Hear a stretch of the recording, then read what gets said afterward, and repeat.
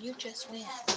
She's making sandwiches for herself and her brothers. Oh, I'm told she's going to be cutting each sandwich into 8. That's right, 8 equal parts. Wait, Joey, this is me and her brothers just ate 20 parts. Quick, get back to the studio. On my way. Finally. Hey, well, this is a great riddle. You want to try it together? I do. Okay, so Emma made 3 sandwiches and cut each sandwich into 8 equal parts. That's right. Okay, now she and her brothers ate 20 parts. Like sandwiches. Exactly. And so the question is, what is another way to write the amount of sandwiches they ate? That's the challenge for us. And the great way to think about this, reporter Joey, is to, and you can quote me on this, is to actually model the 3 sandwiches. Obviously, use rectangles. There's lots of ways of modeling various quantities. So here we see 3 sandwiches, and we see that already we can see they're divided into 8 equal parts. I'll just count this top one. 1, 2, 3, 4, 5, 6, 7, 8. Wow. Exactly. And long sandwich. It's a long sandwich. And what we see is since they're equal parts, we know each one represents an 8. And we have 3 sandwiches. Now, since they ate 20 parts, all we have to do is shave 20 of these little parts. So we have 8 over the top, right? Okay. So here's 8. And then if we shaded another 8, that's going to be 8 plus 8 is 16. So we're not quite to 20, but we have to now figure out how much more we have to put on. So 16, 17, 18, we count the rest. 19, 20. Exactly. So we stop right there. 20 parts.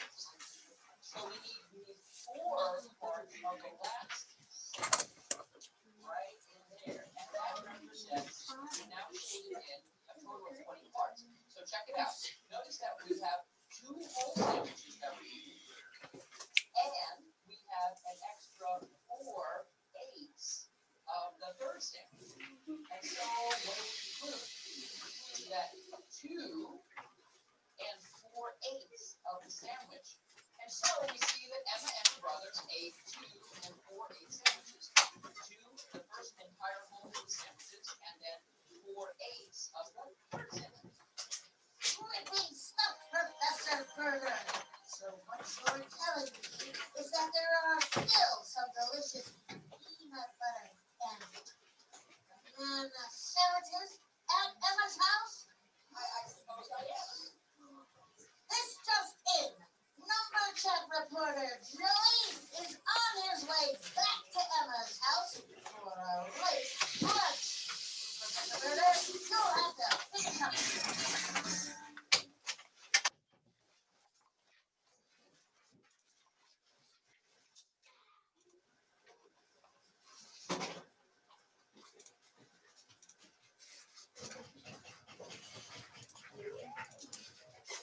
Okay, so for your math today in the book on the PDF that you're using, you'll be talking about wholes and the leftover parts, but you also need to be aware that they could have said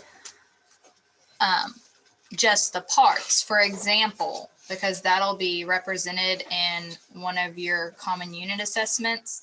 If I had 2 loaves of bread and 8, each one is cut into 4 equal parts, and I ate 6 parts. So if this is my whole, if this is one whole, how many equal parts do I have? 4. So that means I'm dealing with fourths. So what you'll see on one of your common unit assessments is they're not only going to say 1 whole and 2 fourths. They'll say as an option 1, 2, 3, 4, 5, 6, I have 6 pieces that I ate. And what are my pieces called? They're fourths. So they might have the option 6/4. So just so that you're aware, that is also acceptable as an answer. Now, we won't use this in most everyday life, but you will see it a little bit in your math class. Okay. All right. Good luck.